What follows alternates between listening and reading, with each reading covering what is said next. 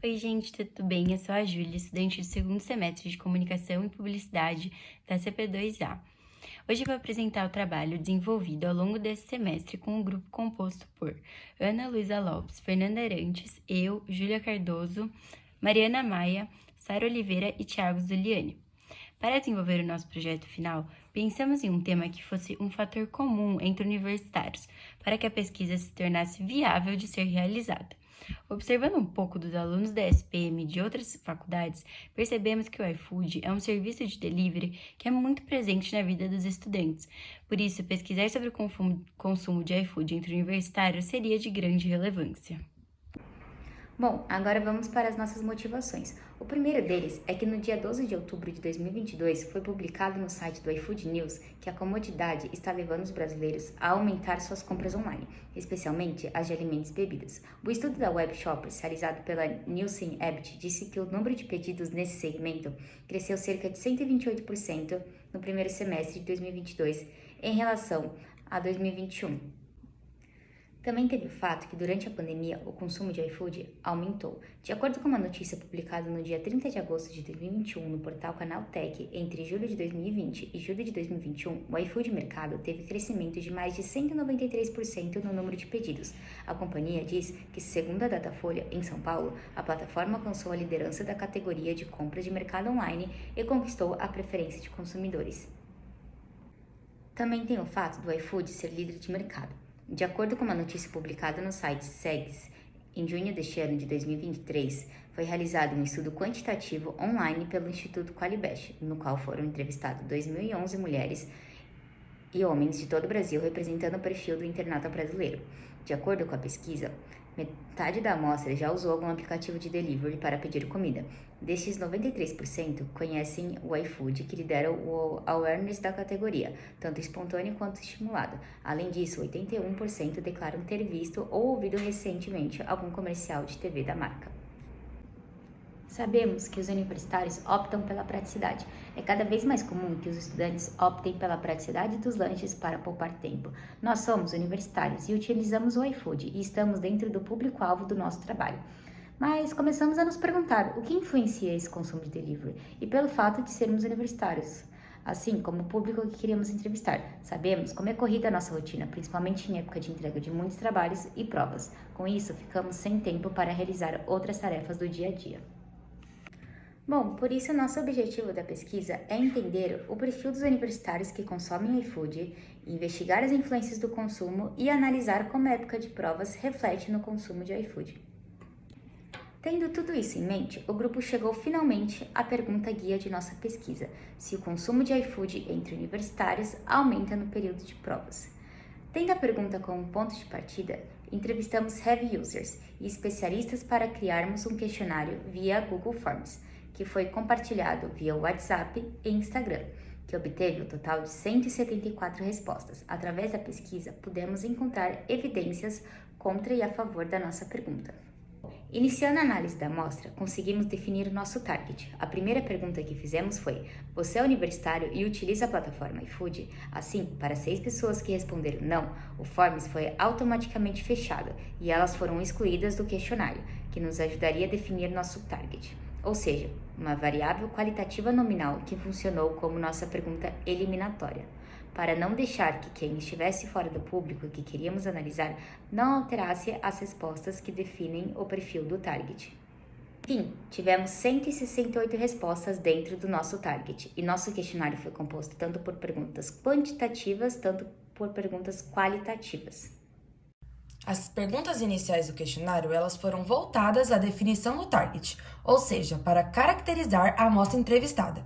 Logo, as perguntas feitas foram: com qual gênero você se identifica? Que foi uma resposta fechada entre feminino e masculino, que é uma variável qualitativa nominal. A segunda pergunta realizada foi: qual a sua idade? Que foi nossa única pergunta com resposta aberta para escrever em números a sua idade.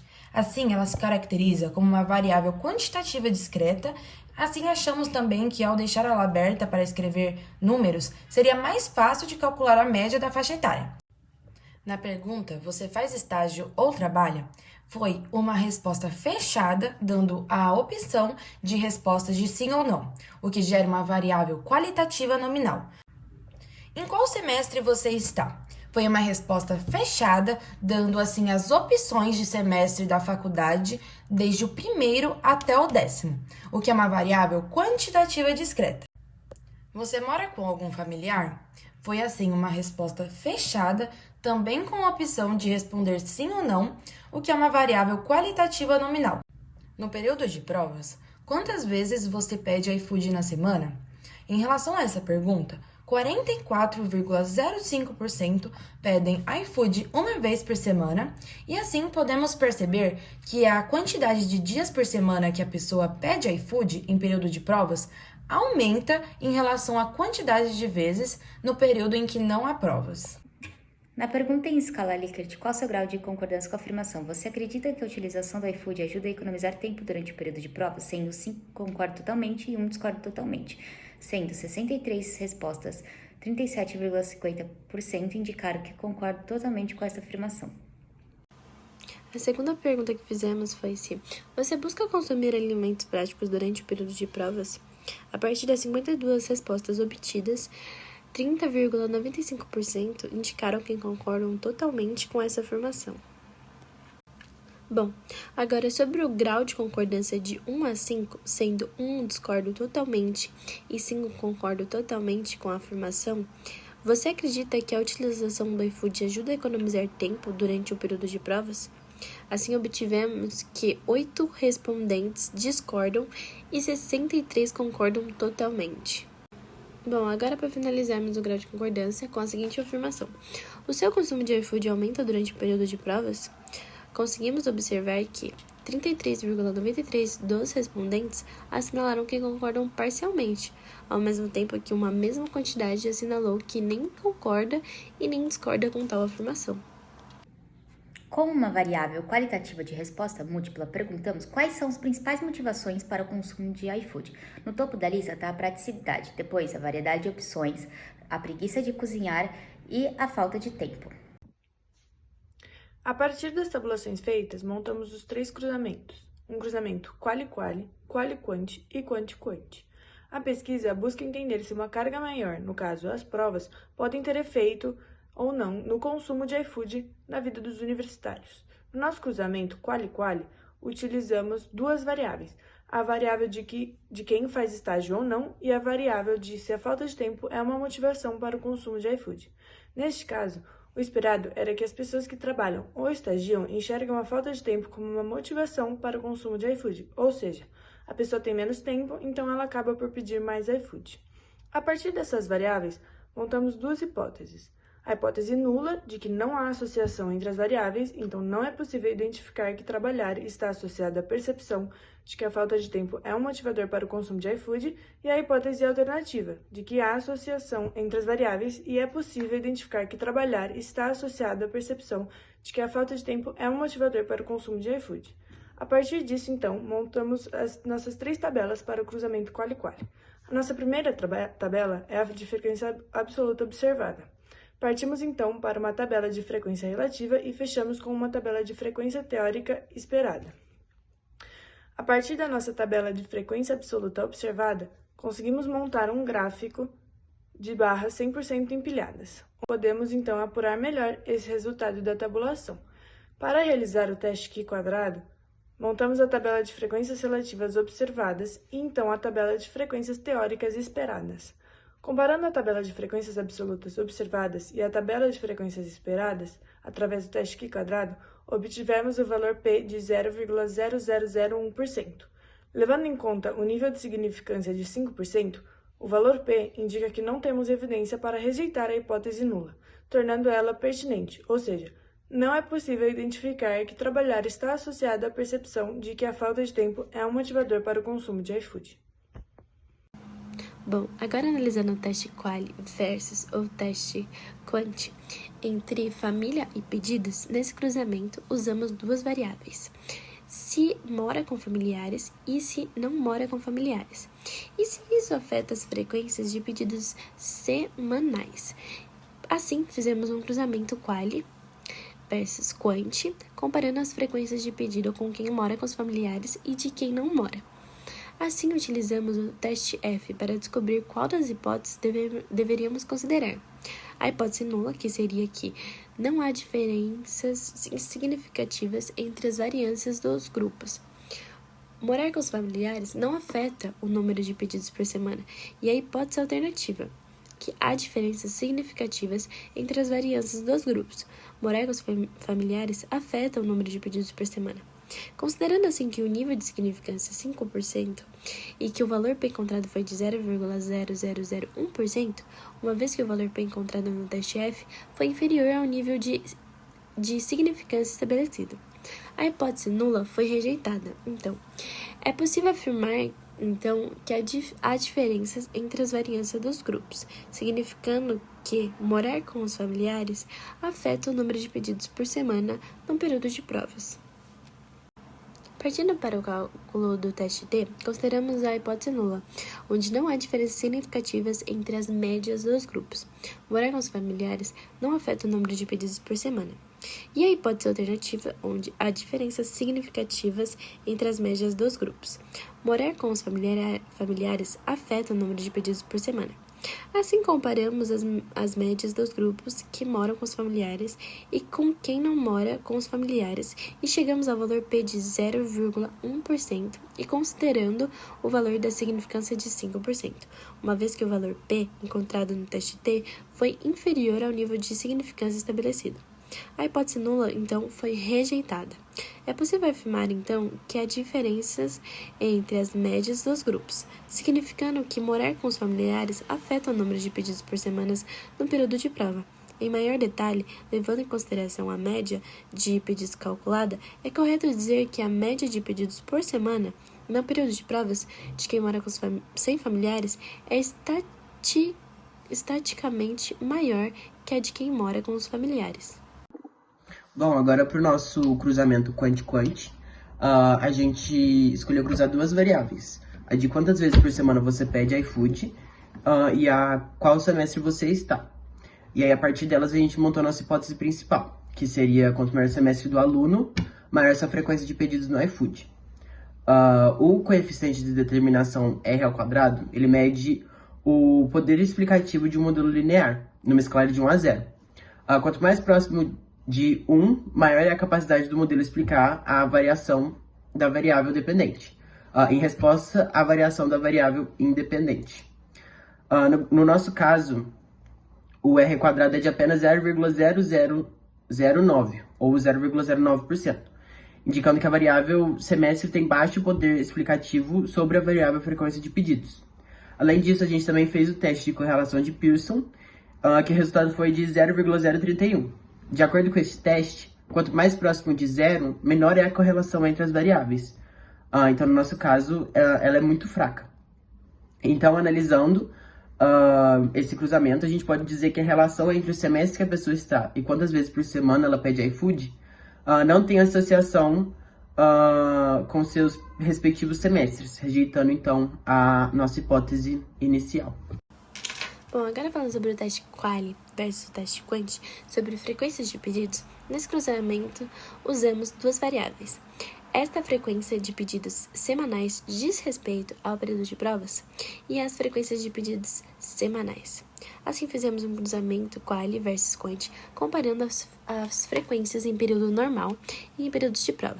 Assim, então, utilizamos o teste F para descobrir qual das hipóteses deveríamos considerar. A nula, que seria não há diferenças significantes entre as variâncias dos grupos, e a alternativa, há diferenças significativas entre as variâncias dos grupos. Considerando que o nível de significância é de 5% e que o valor P encontrado foi de 0,9%, temos evidências contra a hipótese nula e a hipótese alternativa foi aceita. Por isso, é possível afirmar, então, que há diferenças entre as variâncias dos grupos no período de provas.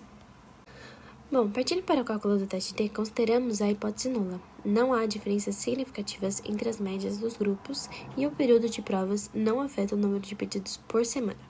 E a hipótese alternativa, que seria: há diferenças significativas entre as médias dos grupos e o período de provas afeta o número de pedidos por semana. Assim, comparamos as médias dos grupos que pedem em dias normais e em período de provas e chegamos ao valor P de 0,01%. E considerando o valor de significância de 5%, a hipótese de alternativa foi aceita. Logo, os valores P do teste T e do teste F não permitiram descartar ambas as hipóteses nulas e aceitar as hipóteses alternativas, concluindo que a frequência de pedidos no iFood aumenta no período de provas, o que consequentemente responde à nossa pergunta matriz no trabalho.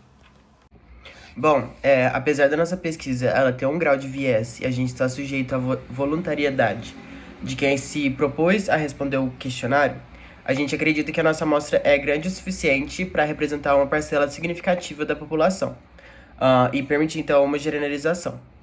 Depois de todos os testes realizados, a gente pode concluir que nem sempre uma carga maior, seja trabalho ou no semestre da faculdade, vai determinar a falta de tempo como motivação para o consumo de iFood. Mas a gente observou que pessoas que não moram com familiares e o período de provas afetam a quantidade de pedidos que a pessoa realiza.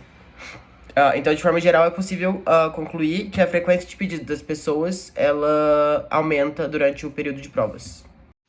Agora, para as nossas cenas pós-créditos, a gente vai começar com as dicas, que foram coisas que a gente fez, que deram certo. Então, a primeira é escolher um tema que seja viável de pesquisa e, de preferência, algo de relevância para o grupo, porque se for algo que vocês não consigam ter contato com o público que vocês querem entrevistar, vai se tornar muito difícil de conseguir uma quantidade de respostas que torne a pesquisa realmente válida. Então, a gente achou que o nosso tema de consumo de iFood entre universitários foi uma boa escolha. A nossa dica 2 é assistir o máximo de vídeos de semestres anteriores possíveis, que foi uma coisa que a gente fez e ajudou a gente a ter uma noção do percurso do vídeo e de como ia ser. Então, enfim, que não era simplesmente fazer uma pesquisa e depois colocar no Excel e ler os dados, mas que tinha que ter um storytelling, que tinha que ter um objetivo, uma pergunta motriz, e acho que deu um pouco de noção pra gente quanto tempo a gente ia precisar dedicar também para esse vídeo. A dica 3 é pensar nas hipóteses e na pergunta motriz antes de montar o questionário.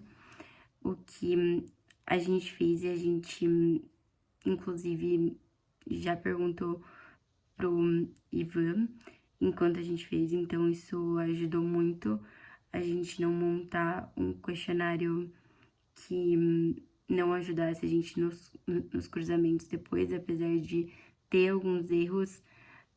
A gente também conseguiu acertar em várias coisas no nosso questionário, exatamente por ter pensado nas hipóteses, na pergunta motriz antes de montar o questionário. E também montando o questionário, o que ajudou muita gente foi ter muito cuidado com respostas abertas, ou seja, a gente evitou elas ao máximo.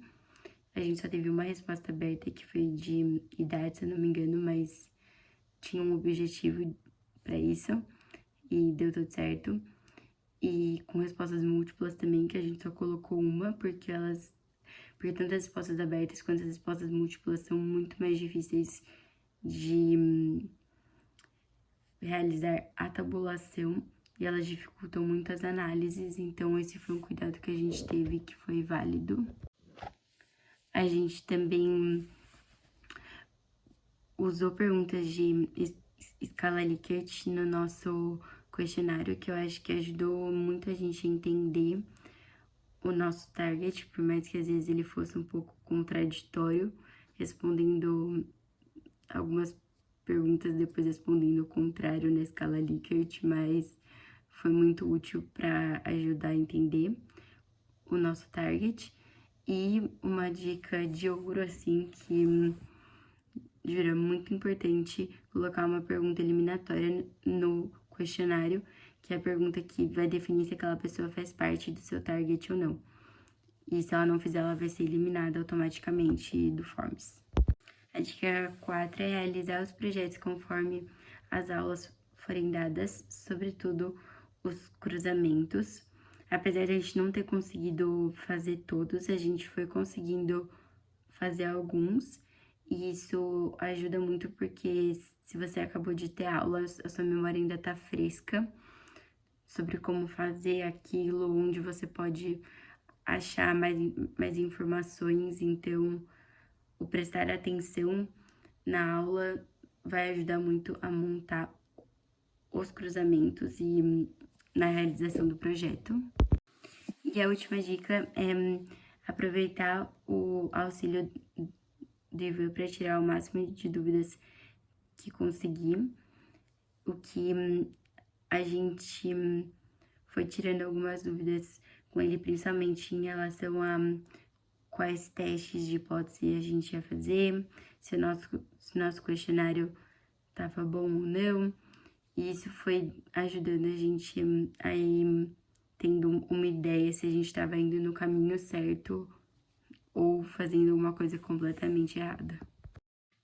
Agora, depois dessas dicas que a gente deu de coisas que deram certo no nosso trabalho, alguns erros que a gente cometeu foi que, por mais que a gente fosse tentando e realizando o trabalho ao longo das aulas, a gente se sentiu muito sobrecarregado com a entrega do trabalho ao mesmo tempo que muitas provas e muitas outras entregas.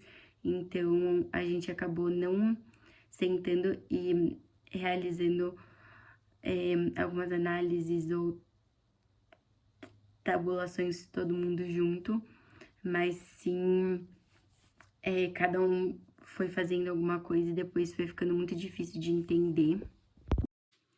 Porque às vezes alguém fazia alguma coisa e depois outra pessoa não entendia, apagava, enfim, isso foi uma coisa que a gente acabou errando. A gente se confundiu com o prazo de entrega das respostas, então a gente achou que as respostas tinham que ser entregues uma semana antes do que elas realmente precisavam.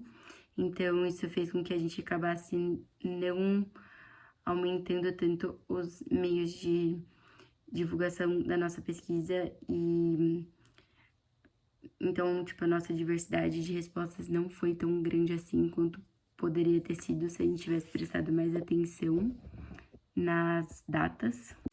Acho que também exatamente porque a gente se confundiu com esse prazo, assim que a gente foi mostrar o nosso formulário, o Iva, ele falou pra gente que a gente deveria ter mais perguntas de escala Likert e a gente deveria retirar algumas perguntas que não nos ajudaram a chegar em conclusões mais definitivas e concretas. Mas isso foi quando a gente já tinha divulgado o questionário e colocado tudo no Excel, então a gente acabou não refazendo, o que talvez fosse melhor, mas enfim, foi um erro cometido. Apesar de a gente ter conseguido realizar os cruzamentos mais ou menos no mesmo tempo da aula, o que ajudou porque ainda estava mais fresco na nossa cabeça, a gente devia ter tentado realizar mais cruzamentos para escolher os melhores testes de hipóteses, porque a gente colocou na nossa cabeça que alguns testes simplesmente estavam certos. Depois a gente foi ver que outros testes de hipótese poderiam ter sido mais válidos e ajudado mais na nossa conclusão final. E também a gente devia ter feito mais consultorias, porque apesar de a gente ter feito algumas, se a gente tivesse feito mais, eu acho que teria sido mais fácil de realizar o trabalho.